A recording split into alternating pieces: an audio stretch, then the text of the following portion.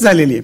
मुलीच्या पसंतीने किंवा मुलाच्या पसंतीनेच विवाह होतो आणि तसं बघायला गेलं तर मुलीच्या पसंतीला आता खूप जास्ती महत्व आलंय. बरोबर. त्यामुळे हल्ली मुलांचे विवाह ठरताना अत्यंत मारामार होते. किंबहुना चांगल्या अनुरूप मुलींना सुद्धा चांगली मुलं मिळत नाही. यामागे कारणीभूत कदाचित त्यांचं जास्ती शिक्षण झालेलं, त्यांच्या खूप जास्ती अपेक्षा असतात आणि त्या अपेक्षा पूर्ण न झाल्यामुळे ते विवाहामध्ये अडथळे निर्माण होतात. हे झालं इन जनरल.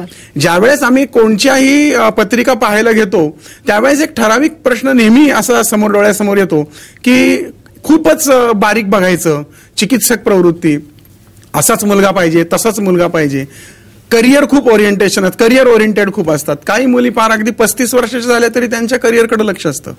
आपलं माणसाचं जीवन जर आपण 60-70 वर्ष 80 वर्षाचं जर कल्पलं तर आपलं साधारणपणे 25 ते 30 या दरम्यान आपला विवाह व्हायलाच पाहिजे.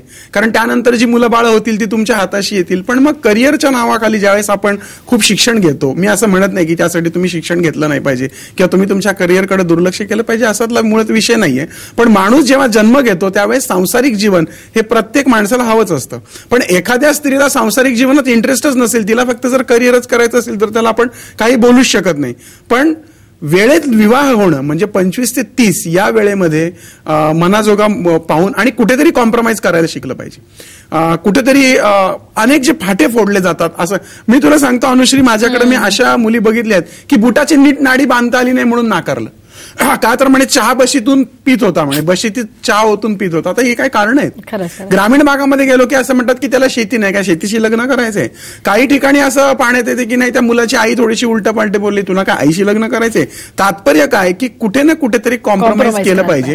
आणि दुसरी गोष्ट, हे सगळं असून सुद्धा ज्यावेळेस विवाह ठरत नाही त्यावेळेस मग वास्तूत आपण डोकावून पाहिलं पाहिजे.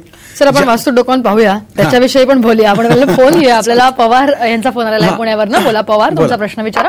हॅलो. हा बोला. हा, मला लग्नाबद्दल विचारायचंय. तर मुलीचं नाव आहे नेहा. बरं. तर तिची जन्मतारीख आहे 28 जानेवारी 1984. सावकाश सांगा. 28 जानेवारी 84. आणि वेळ आहे सकाळी 7:10 सकाळी. हा, ठिकाण काय आहे? पुणे. पुण्यामध्ये. ओके. तिचं लग्नाचा योग विचारायचा. 28/1/1984 7:10 सकाळी पुणे असं सांगितलं. हो. आणि कसे मिळेल काय? वृश्चिक रास आहे तिची, बरोबर आहे का? हा. ज्येष्ठा नक्षत्राचं प्रथम चरण आहे. हा, वृश्चिक रास आहे. ज्येष्ठा नक्षत्राची शांती केली तुम्ही तिची? हो केली. मुलीच्या पत्रिकेमध्ये मंगळ शनी युती योग आहे, केतू चंद्र युती आहे. स्वभाव जो असतो तो अशा लोकांचा खूप तापट, चिडचिडा वगैरे असतो. विवाह करण्यापूर्वी थोडंसं तिला डोकं शांत ठेवायला सांगावं लागणार आहे. स्वतःचं खरं करू नको म्हणावं, कारण विवाहानंतर थोड्याशा काही कटकटी त्याच्यामुळे निर्माण होतील. या ठिकाणी जो विवाह योग दिसतोय तो 4/10/2013 आतमध्ये दिसतोय.